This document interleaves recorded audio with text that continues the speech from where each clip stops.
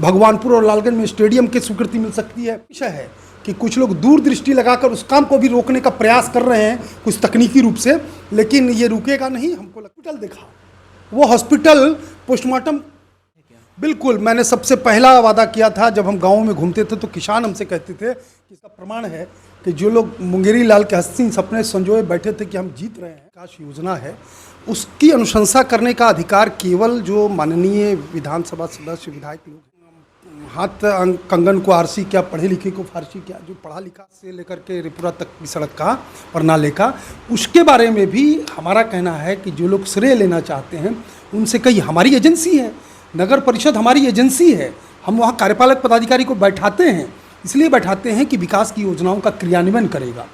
तो हमने अनुशंसा किया, बोर्ड को भी अधिकार है अनुशंसा करने का, लेकिन हमने अनुशंसा किया वो उनके कार्यालय में, नगर परिषद लालगंज के कार्यालय में उसका एविडेंस होगा, हमारी चिट्ठी होगी वहाँ पर, जिसके आधार पर यहाँ से एस्टीमेट बना और एस्टीमेट जाकर के मुख्यालय गया, वहाँ हम माननीय मंत्री महोदय से मिले और उसकी स्वीकृति हमने कराई है।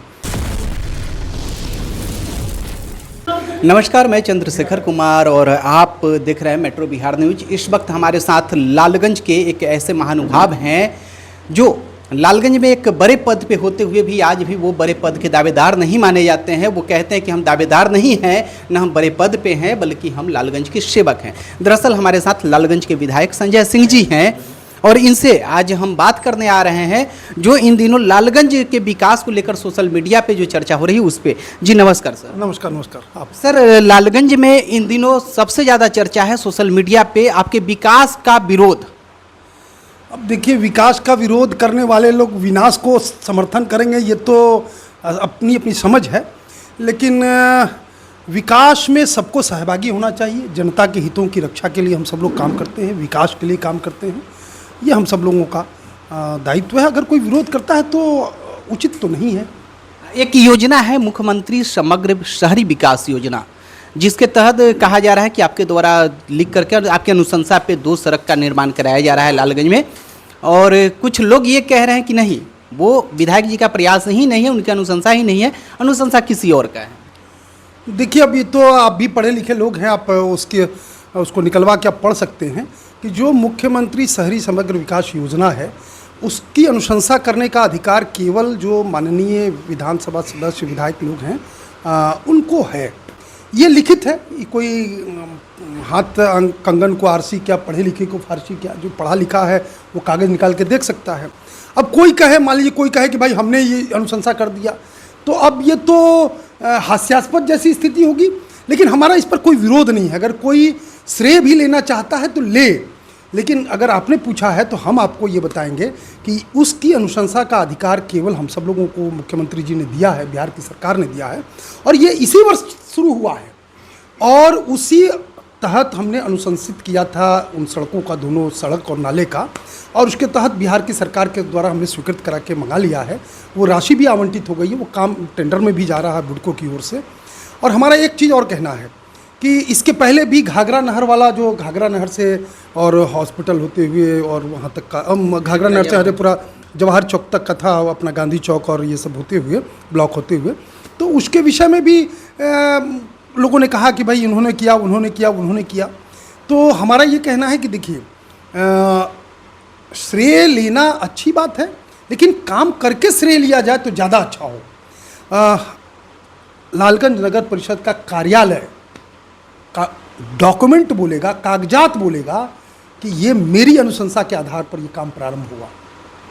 ये तो मुख्यमंत्री शहरी समग्र विकास योजना, ये तो मेरा ही अधिकार ही है, इसमें तो कुछ सोचना ही नहीं। ये तो केवल और केवल अधिकार सरकार ने हमको दिया अनुशंसित करने का। दूसरा भी जो था घाघरा नहर के पास से लेकर के रिपुरा तक की सड़क का और नाले का, उसके बारे में भी हमारा कहना है कि जो लोग श्रेय लेना चाहते हैं उनसे कई, हमारी एजेंसी है, नगर परिषद हमारी एजेंसी है, हम वहाँ कार्यपालक पदाधिकारी को बैठाते हैं, इसलिए बैठाते हैं कि विकास की योजनाओं का क्रियान्वयन करेगा।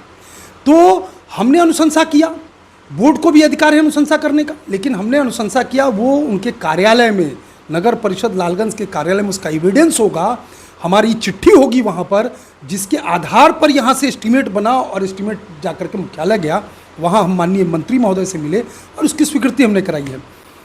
जनता का कल्याण हो, बस इसी बात पर हम चल पड़े हैं। लालगंज में इन दिनों एक शब्द बहुत ट्रेंड में चल रहा है, लालछन लॉबी।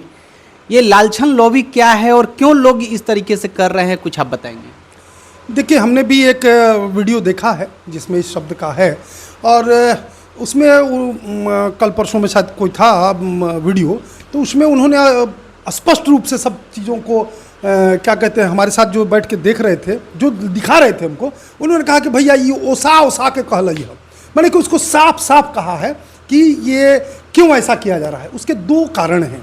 दो कारण क्या है?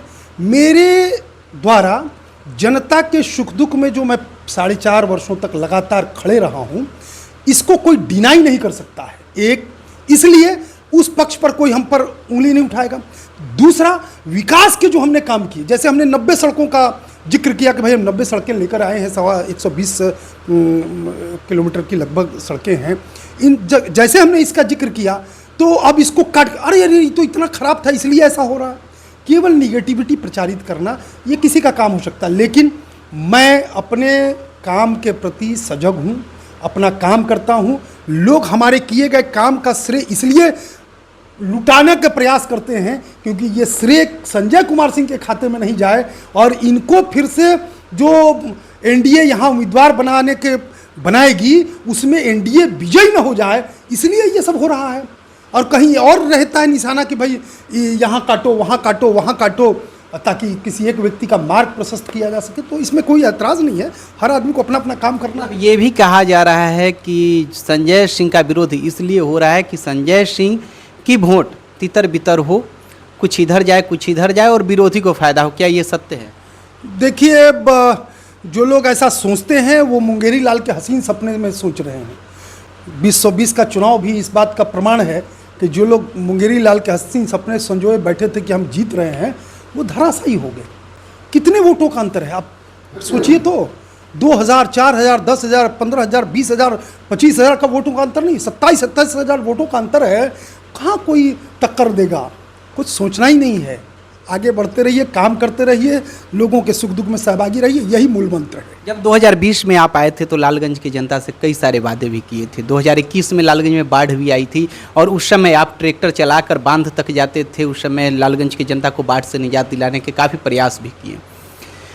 उस समय कई वादे किए, कुछ वादा याद है क्या? बिल्कुल, मैंने सबसे पहला वादा किया था जब हम गाँव में घूमते थे तो किसान हमसे कहते थे कि इस घोड़प्रास से हमको निजात दिला दीजिए, हमारी फसलें नहीं हो रही। और वास्तविकता भी थी। जब हम चलते थे क्षेत्रों में तो एक तरफ नज़र दौड़ाते थे तो 50, दूसरी तरफ नजर दौड़ाते 100, ऐसे घोड़प्रास खेतों में नज़र आते थे। लोगों की मांग एकदम सही थी। हमने वादा किया था कि हम चुनाव जीत कर आएंगे तो हम इसका समाधान जरूर करेंगे। और आपको ये बताते हुए हमको प्रसन्नता हो रही है कि इसका कानून नहीं था। अगर एक घोड़प्रास मारा जाता तो मारने वाले व्यक्ति पर हत्या का मुकदमा दर्ज होता, और उसको हम सब लोगों ने मिलकर के पूरे बिहार की विधानसभा में कानून पारित कराया कि घोड़प्रास मारना अपराध नहीं होगा। और फिर सरकार का प्रावधान हुआ। और आपको एक और प्रसन्नता की बात है कि पूरे बिहार में अगर सबसे पहले कहीं घोड़प्रास मारना प्रारंभ हुआ तो इस लालगंज विधानसभा की धरती पर हुआ, और यहाँ हैदराबाद से शूटर बुलाए गए, ये काम हुआ। ये हमने वादा किया था, ये हमने किया। हमने हॉस्पिटल देखा, वो हॉस्पिटल पोस्टमार्टम हाउस की तरह था। सबसे पहले हमने क्या किया, उस पोस्टमार्टम हाउस को रंग रोगन कराया, उसकी सफाई कराई, व्यवस्था ठीक किया। जो उपलब्ध साधन थे उसको मैंने पहले ठीक कराया।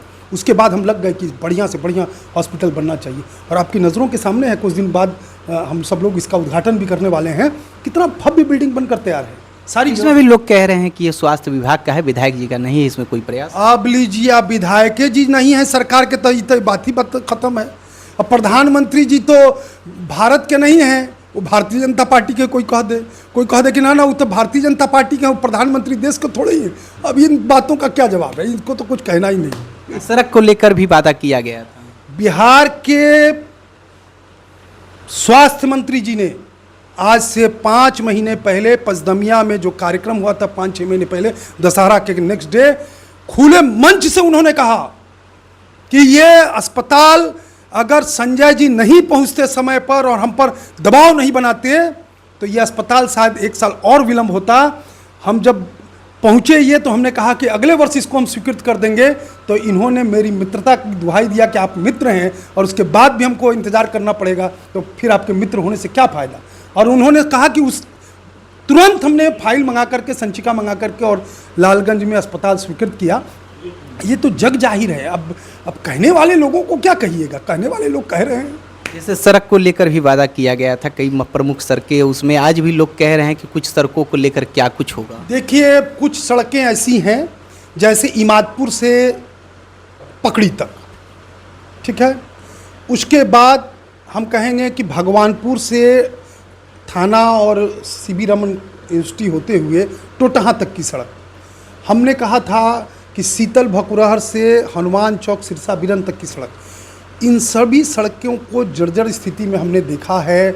मेंटेनेंस के नाम पर कुछ दिन उसको लटकाया गया, लेकिन उसको हमने स्वीकृत कराया, उसका टेंडर हो गया है और वो काम प्रारंभ होगा। ये अलग विषय है कि कुछ लोग दूरदृष्टि लगाकर उस काम को भी रोकने का प्रयास कर रहे हैं कुछ तकनीकी रूप से, लेकिन ये रुकेगा नहीं। हमको लगता है कि ये सब कुछ हो जाएगा और ये भी काम हो जाएगा। लालगंज की एक प्रमुख सड़क है बांध वाली सड़क, जो हर जनता के मुख पे है, क्या उस पर कुछ कहेंगे? देखिए, वादा तो हुआ था कि भाई इसके लिए हम प्रयास करेंगे और हमने जो वादा किया उस पर हमने प्रयास किया है। कम से कम हम 5 बार जल संसाधन मंत्री महोदय से मिले हैं, कम से कम उनके इंजीनियर चीफ से मिले हैं, उनके सेक्रेटरी से मिले हैं और प्रभु की कृपा होगी तो ये भी काम पूरा हो जाएगा। वही एक मेरे नज़र में बचा हुआ काम है जिसकी स्वीकृति नहीं हुई है।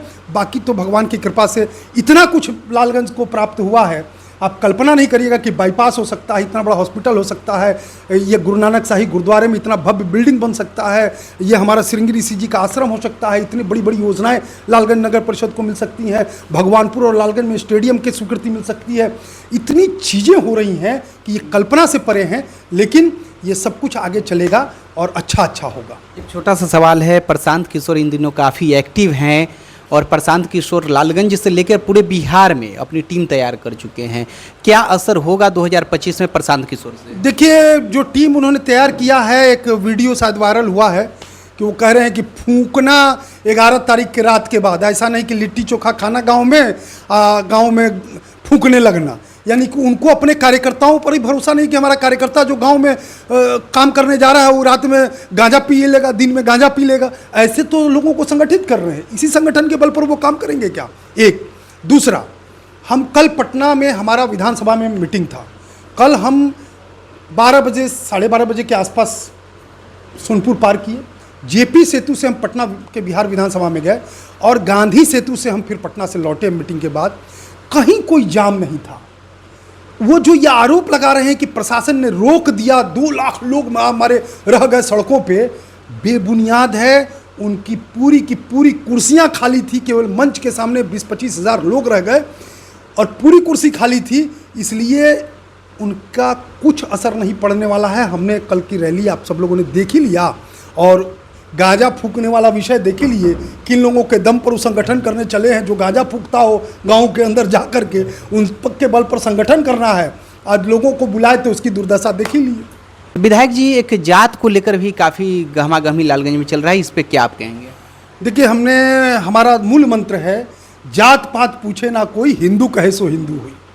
Thank you sir.